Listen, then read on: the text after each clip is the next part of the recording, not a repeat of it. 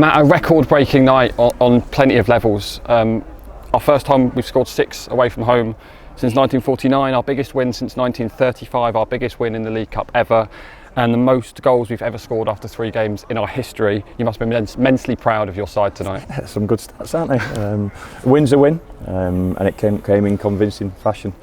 Quite a strange start to the game, but with no disrespect to the opposition. They should have had a player sent off after 2 minutes, and probably their best player at that. We started so well. Our intent was outstanding. Our box entries were superb. The ball was flying across the goal, either at the goal or flying across the goal, and we had to put the bodies in the right position to finish it off. And the goals came in quick succession. I'm as pleased with the second half when we made the changes and we didn't become disjointed. We still looked like we did relatively in terms of the first half, and we saw the game out. 5-0 at half-time we saw last season against Bristol Rovers. Was it a similar sort of half-time team talk to that one? I used Bristol Rovers as an example. We didn't want to finish that game 5-3 or 5-2. We wanted to win that second half. Clean sheet is important, especially with Sam Stubbs making his sort of return in terms of 90 minutes. Alfie Pond getting half a game. Sonny Cox on the pitch as well. So as much as people will say we were a stronger team to start the game, there's some good talent on the bench for us tonight, and we've used it in terms of not a disrespectful moment, but we've used it for a second half period for some young players, 2 17-year-olds on the pitch, and some other players making their way in the game. Sam Nombe was clearly a hungry lad tonight, and great to see Matt J back captaining the side and scoring as well. Yeah, look, they looked a good partnership. Like I say, that could have been sent off after 2 minutes. It could have been a different night altogether. But that was the way we started. Put the ball in a dangerous area of the pitch, made them defend. I'm really pleased because we picked off from Saturday in relation to that, asking good questions of the opposition, and then the ball seemed to be in dangerous areas. We also sustained those attacks by ringing the box, and hence why we got some edge of the box finishes. Look, I can't hide how pleased I am. But a reminder that I played in the game against Chesterfield when we got beat either 6-0 or 6-1 at home. Still got promoted from League 2 that season. So sometimes strange scorelines can happen. We have to understand that we're playing Cheltenham again in 10 days' time. It'll be a totally different game.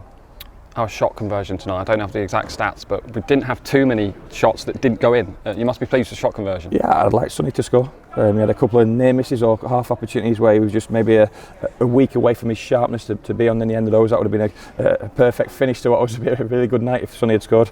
But we looked clinical. We got players in form. I'm really pleased that the players came in and who featured or who hadn't featured as much in the first 2 games showed they're in form as well.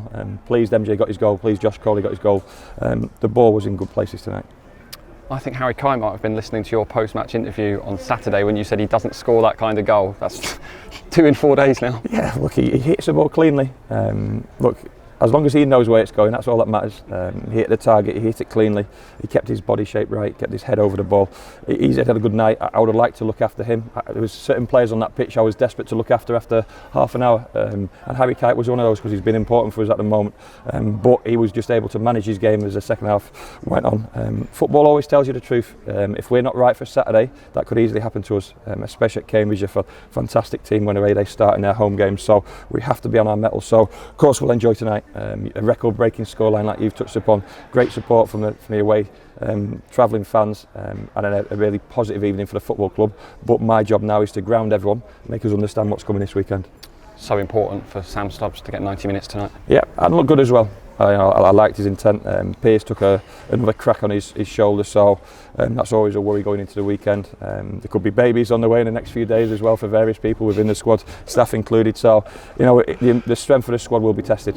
Plus we go into a 3-game week in terms of the league campaign, on to boot a long old journey to and from Cambridge. So I'm sure there'll be some changes as the week progresses and as the season progresses. A lot of people have put their hand up and said I'm selectable.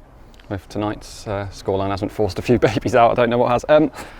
You mentioned this summer that you found it difficult to attract players and that we're bottom of the food chain. Tonight's result will certainly make people take notice of Exeter a bit more, do you think? I hope it does. I'm still trying to sign players. It comes down to money as much as anything, Craig. We can talk all day long about a positive atmosphere, a good coaching group, good enough training facilities in terms of the grass pitches, a place to develop as a footballer, and as young men as well. But they've got to come and do it and prove themselves. And the offer's open to every single player across the land who thinks they've got a chance of doing something in the game. If they're not getting that at their parent club or elsewhere, then Exeter City is a fantastic opportunity, and what a good place to do it. And we played some good football tonight. We did at the weekend. Totally different game this weekend, but I still like a couple more bodies in the group. When the scoreline is as convincing as it is during the game. What's your message to the players? Because I'm guessing you don't want them to unnecessarily push themselves too hard. Well, yeah, certain personnel. Look, we changed half the team with a 5 substitute rule. Harry Kite was one I was conscious of. He needed to look after his legs because that was his first 90 minutes in terms of the league campaign at the weekend, and to back up tonight he's got a chance of selection for the weekend. Sam Stubbs as well to a certain extent. But if you come off it too much, then you can end up getting hurt yourself, and that can be reflected in a poor second half scoreline. So we stayed connected in the second half. We did exactly what we needed to do and still scored another 2 goals. My mindset straight away is going towards Saturday. I'm going to go to watch the game at Plymouth tomorrow night in terms of 2 good League One teams, get another feel of the level, and then we have to be right going to Cambridge. Fairly early on, Pierce Sweeney took a knock. We thought he might have knocked his shoulder out, but he stayed on the pitch and put in an excellent delivery. He did it last year. I can't remember the game he did it last year, where he almost crunches his shoulder, where it squashes a little bit, and he gets a little bit of a knot or a joint problem in there. It's a rugby player's injury. He's got a rugby player's body, so he should be able to withstand it more than most players. But he got through the first half. There was no point playing him on from that point on, especially because he was taking a few throw-ins and that was hurting him. So I'm pleased Alfie Pond got some minutes. I'm really pleased with Sonny Cox as well. So he's only trained one day, Sonny, and if he had more training under his belt, he might have finished those chances or been a bit brighter in his game.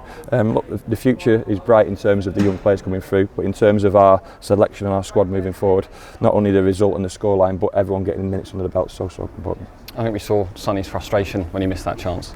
Yeah, that would have been the perfect evening, wouldn't it? For a 17-year-old, imagine the headlines if we'd have won the game 8-0 and the 17-year-old had scored the final goal. Some good team moves toward the end.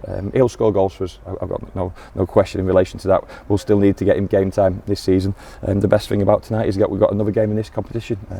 We'll all be watching the draw. You'll tell me when it is. We'll be watching that draw and look forward to whoever we're playing against. Tomorrow night. Brilliant. Thanks a lot, Matt.